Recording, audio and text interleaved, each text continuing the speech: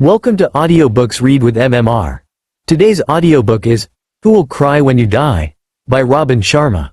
A collection of simple, powerful lessons to improve your life and mindset. Relax, and enjoy the journey. You're listening to Audiobooks Read with MMR. Let's begin. Who Will Cry When You Die by Robin Sharma with MMR.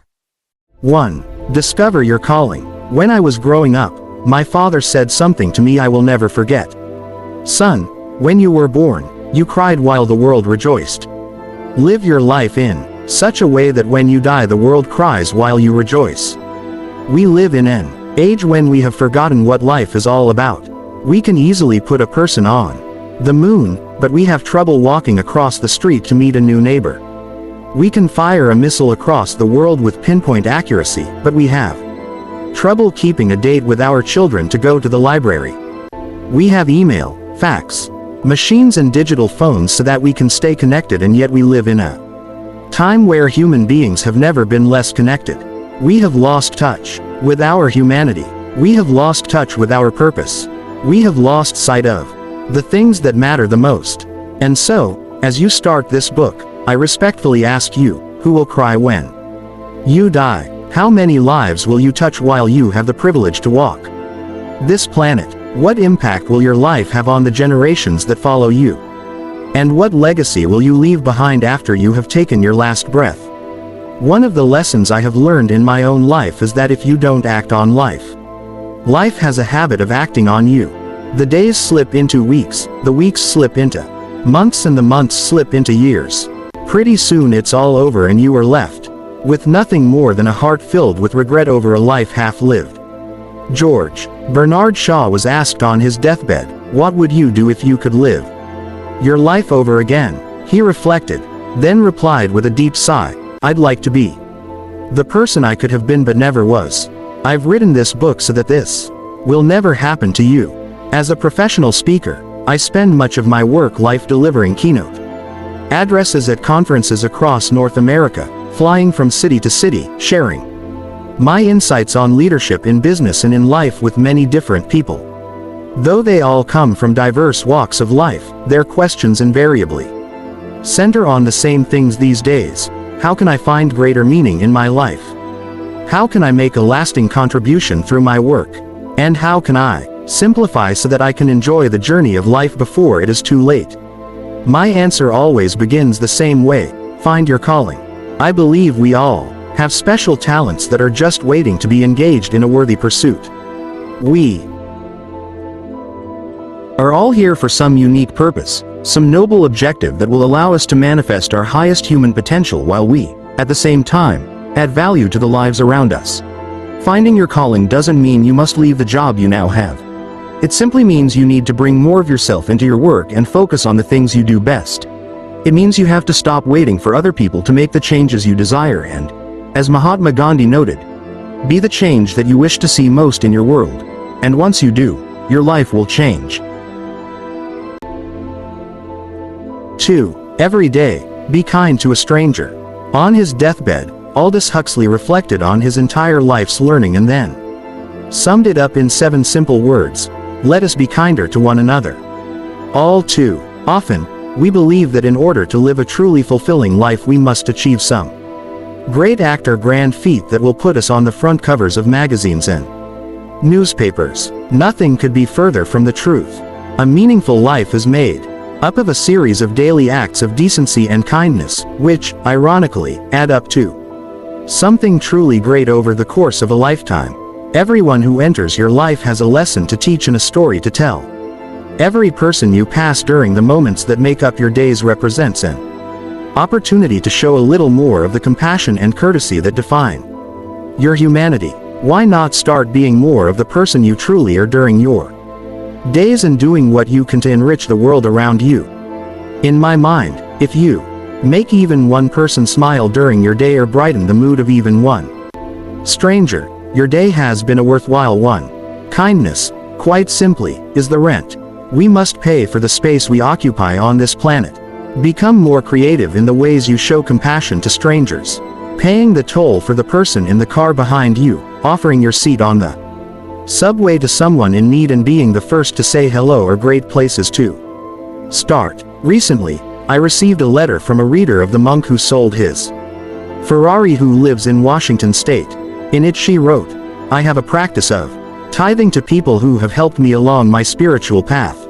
Please accept the enclosed check of $100 with my blessing and gratitude." I quickly responded to her generous act by sending one of my audio tape programs in return, so she received value for the gift she sent me. Her gesture was a great lesson in the importance of giving sincerely and from the heart. 3. Maintain your perspective. One day, according to an old story, a man with a serious illness was wheeled into a hospital room where another patient was resting on a bed next to the window. As the two became friends, the one next to the window would look out of it and then spend the next few hours delighting his bedridden companion with vivid descriptions of the world outside. Some days he would describe the beauty of the trees in the park across from the hospital and how the leaves danced in the wind. On other days, he would entertain his friend with step-by-step replays of the things people were doing as they walked by the hospital. However, as time went on, the bedridden man grew frustrated at his inability to observe the wonders his friend described. Eventually he grew to dislike him and then to hate him intensely. One night, during a particularly bad coughing fit, the patient next to the window stopped breathing. Rather than pressing the button for help, the other man chose to do nothing. The next morning, the patient, who had given his friend so much happiness by recounting the sights outside the window, was pronounced dead and wheeled out of the hospital room. The other man quickly asked that his bed be placed next to the window, a request that was complied with by the attending nurse. But as he looked out the window, he discovered something that made him shake. The window faced a stark brick wall. His former roommate had conjured up the incredible sights that he described in his imagination as a loving gesture to make the world of his friend a little bit better during a difficult time. He had acted out of selfless love. This story never fails to create a shift in my own perspective when I think about it. To live happier, more fulfilling lives, when we encounter a difficult circumstance, we must keep shifting our perspective and continually ask ourselves, is there a wiser, more enlightened way of looking at this seemingly negative situation? Stephen Hawking, one of the greatest physicists ever, is reported to have said that we live on a minor planet of a very average star, located within the outer limits of one of 100,000 million galaxies. How's that for a shift in perspective? Given this information, are your troubles really that big? Are the problems you have experienced or the challenges you might currently be facing really as serious as you have made them out to be? We walk this planet for such a short time. In the overall scheme of things, our lives are mere blips on the canvas of eternity. So have the wisdom to enjoy the journey and savor the process. 4. Practice tough love. The golden thread of a highly successful and meaningful life is self-discipline. Discipline allows you to do all those things you know in your heart you should do but never feel like doing. Without self-discipline, you will not set clear goals, manage your time effectively, treat people well, persist through the tough times, care for your health, or think positive thoughts.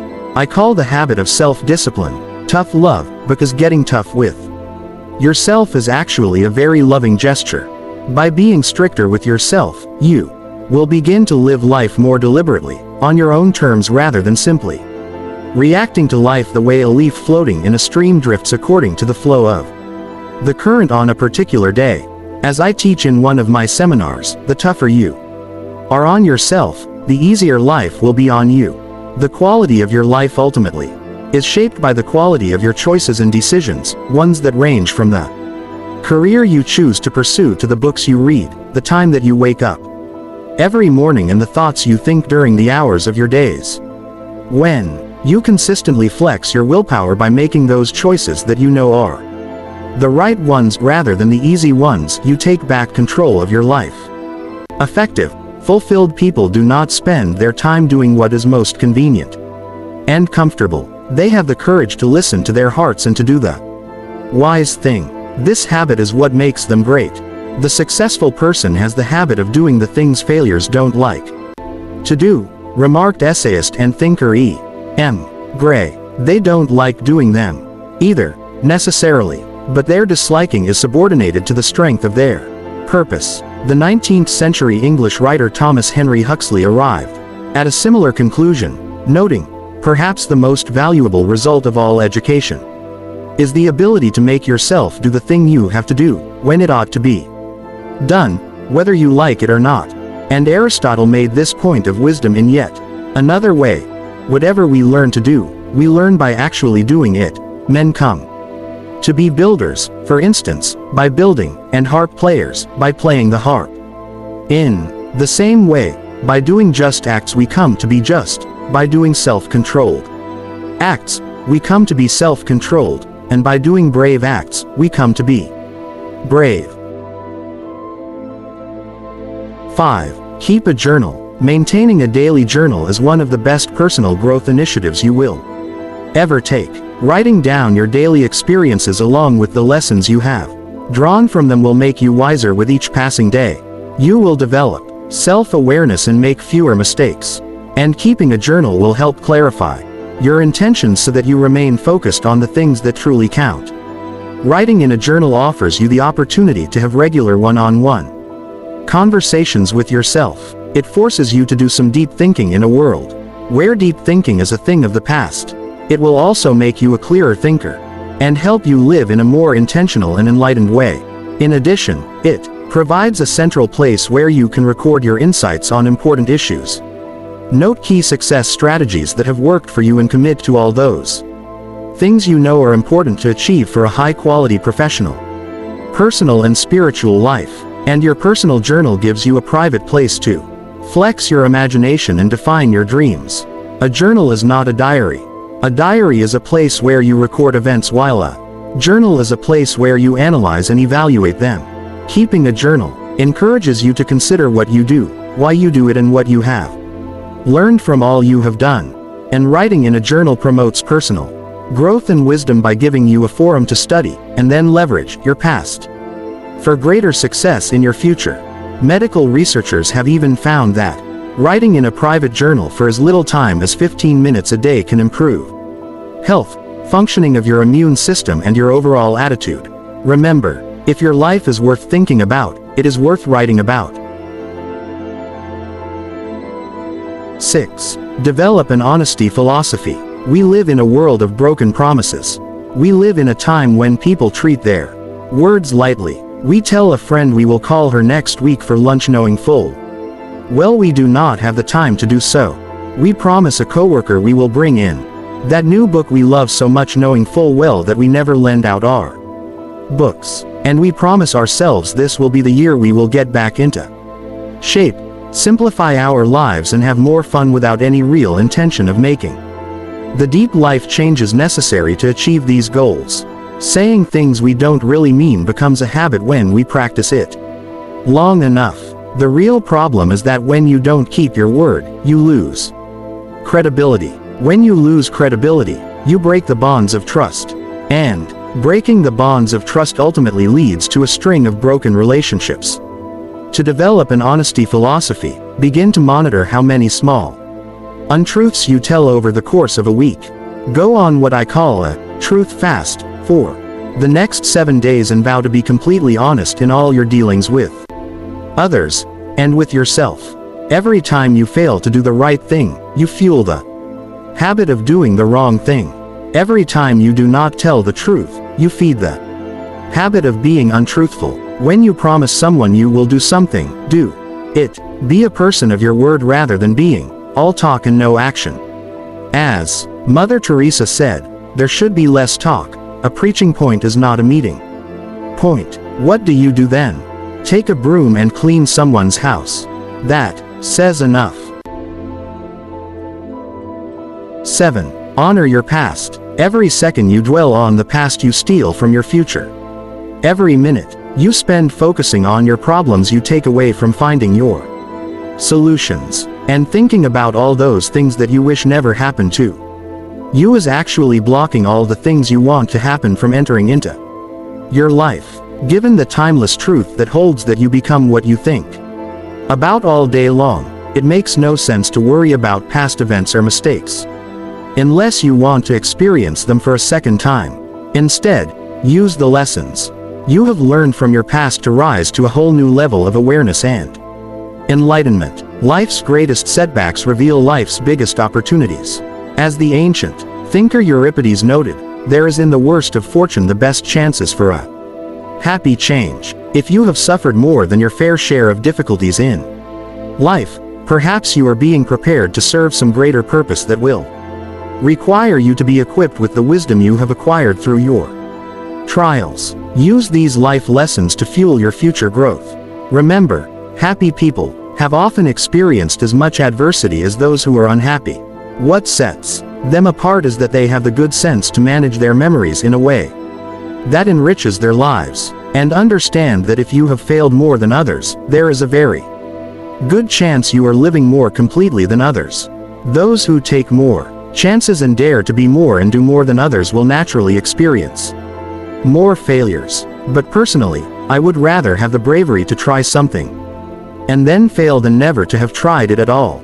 I would much prefer spending the rest of my days expanding my human frontiers and trying to make the seemingly impossible probable than live a life of comfort, security and mediocrity. That's the essence of true life success. As Herodotus noted so sagely, it is better by noble boldness to run the risk of being subject to half of the evils we anticipate, than to remain in cowardly listlessness for fear of what may happen. Or as Booker T. Washington said, I have learned that success is to be measured not so much by the position that one has reached in life as by the obstacles he has overcome while trying to succeed. 8. Start your day well. The way you begin your day determines the way you will live your day. I call the first 30 minutes after you wake up the platinum 30 inches, since they are truly the most valuable moments of your day and have a profound influence on the quality of every minute that follows. If you have the wisdom and self-discipline to ensure that, during this key period, you think only the purest of thoughts and take only the finest of actions, you will notice that your days will consistently unfold in the most marvelous ways. Recently, I took my 2 young children to see the thrilling IMAX movie, Everest. Aside from the breathtaking imagery and the powerful acts of heroism portrayed, there was one point that stayed with me. In order for the mountain climbers to scale the summit, it was essential for them to have a good base camp. It was impossible for them to get to the top without that camp at the bottom that offered them a sanctuary for rest, renewal and replenishing. Once they reached Camp 2, they then returned to the base for a few weeks to recharge their batteries. On reaching Camp 3, they hastily retreated to Base Camp 2. Prepare for the trek to Camp 4. And on reaching Camp 4, they again went back down the mountain to Base Camp before making their final push for the summit. In the same way, I think that every one of us, in order to reach our personal summits and master the daily challenges of our own lives, needs to revisit our base camps during the Platinum 30. We need to go to a place where we can reconnect to our life's mission, renew ourselves and refocus on the things that matter most. In my own life, I have developed a very effective morning ritual that consistently gets my day off to a joyful and peace-filled start. After waking, I head down to my personal sanctuary, a little space I have created for myself, where I can practice my renewal activities without being disturbed. I then spend about 15 minutes in silent contemplation, focusing on all the good things in my life and envisioning the day that I expect is about to unfold. Next, I pick up a book from the wisdom literature, one rich with those timeless truths of successful living that are so easy to forget in these fast-paced times we live in. Examples include Meditations by the Roman philosopher Marcus Aurelius, the Autobiography of Benjamin Franklin and Walden by Henry David Thoreau. The lessons in these works center me on the things that truly count and help launch my day on the right footing. And the wisdom I read during that precious early morning period infuses and enlightens every remaining minute of my day. So start your day well. You will never be the same. 9. Learn to say no gracefully. It is easy to say yes to every request on your time when the priorities of your life are unclear, when your days are not guided by rich and inspiring vision for your future, a clear image of an end result that will help you act more intentionally. It is not hard for the agendas of those around you to dictate your actions. As I wrote in Leadership Wisdom from the monk who sold his Ferrari, if your priorities don't get scheduled into your planner, other people's priorities will get put into your planner. The solution is to be clear about your life's highest objectives and then to learn to say no with grace. The Chinese sage Chuang Tzu told the story of a man who forged swords for a Maharaja. Even at the age of 90, his work was carried out with exceptional precision and ability. No matter how rushed he was, he never made even the slightest slip. One day, the Maharaja asked the old man, "Is this a natural talent or is there some special technique that you use to create your remarkable results?" "It is concentration on the essentials," replied the sword crafter. "I took to forging swords when I was 21 years old. I did not care about anything else. If it was not a sword, I did not look at it or pay any attention to it. Forging swords became my passion and my purpose. I took all the energy that I did not give in other directions and put it in the direction of my art. This is the secret to my mastery."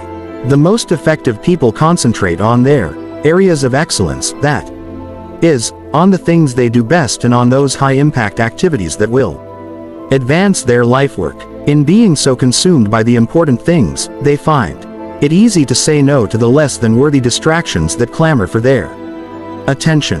Michael Jordan, the best basketball player in the game's history, did not negotiate his contracts, design his uniforms and prepare his travel schedules. He focused his time and energies on what he did best, playing basketball, and delegated everything else to his handlers. Jazz great Louis Armstrong did not spend his time selling tickets to his shows and setting up chairs for the audience. He concentrated on his point of brilliance, playing the trumpet. Learning to say no to the non-essentials will give you more time to devote to the things that have the power to truly improve the way you live and help you leave the legacy you know in your heart you are destined to leave. 10. Take a weekly sabbatical. In ancient days, the seventh day of the week was known as the Sabbath, reserved for some of life's most important, yet commonly neglected pursuits, including spending time with one's family and hours in deep reflection and self-renewal. It provided a chance for hardworking people to renew their batteries and spend a day living life more fully. However, as the pace of life quickened, and more activities began to compete for people's attention, this wonderful tradition was lost along with the tremendous personal benefits that flowed from it. Stress itself is not a bad thing. It can often help us perform at our best, expand beyond our limits and achieve things that would otherwise astonish us. Just ask any elite athlete. The real problem lies in the fact that in this age of global anxiety we do not get enough relief from stress. So to revitalize yourself and nourish the deepest part of you, plan for a weekly period of peace, a weekly sabbatical, to get back to the simpler pleasures of life, pleasures that you may have given up as your days grew busier and your life more complex. Bringing this simple ritual into your weeks will help you reduce stress, connect with your more creative side and feel far happier in every role of your life. Your weekly sabbatical does not have to last a full day. All you need are a few hours alone, perhaps on a quiet Sunday morning, when you can spend some time doing the things you love to do the most. Ideas include spending time in your favorite bookstore, watching the sun rise, taking a solitary walk along a beach and writing in your journal. Organizing your life so that you get to do more of the things you love to do is one of the first steps to life improvement. Who cares if others don't understand what you are trying to accomplish by making the weekly sabbatical an essential part of your life? Do it for yourself. You are worth it. In the words of Thoreau, if a man does not keep pace with his companions, perhaps it is because he hears a different drummer. Let him step to the music which he hears, however measured or far away.